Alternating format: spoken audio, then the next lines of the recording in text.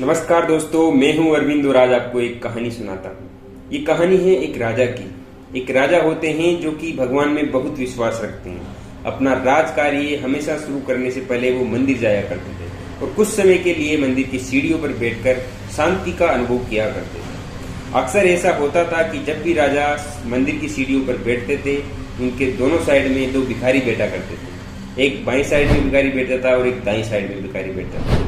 जो भिखारी बाएं साइड में बैठता था हमेशा कहा करता था कि हे भगवान, आपने राजा को इतना सब कुछ दिया है, आप कुछ मुझे भी दे दीजिए। और जो दाएं साइड का भिखारी था वो कहता था कि हे राजा, आपके पास इतना सब कुछ है, आप कुछ मुझे भी दे दीजिए। कहने का मतलब एक भिखारी भगवान से मांगा करता था और एक भिखारी राजा से मांगा करता था।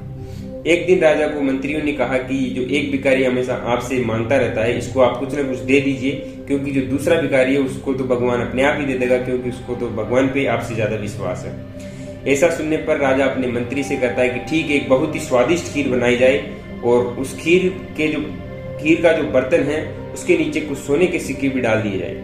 राजा वो खीर से भरा हुआ बर्तन और जिसमें कि नीचे कुछ सोने के सिक्के भी होते हैं जाता है और उस भिखारी को दे देता है जो कि राजा से कुछ न कुछ मांगा करता था।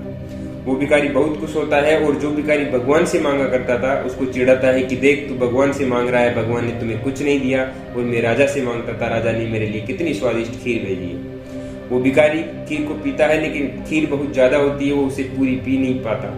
तो वो सोचता है कि क्यों ना इस भिखारी को भी दे दिया जाए। वो कहता है कि तेरा भगवान तो तुझे कुछ देगा नहीं, तू ये ले, बची हुई खीर पी ले और मजे कर।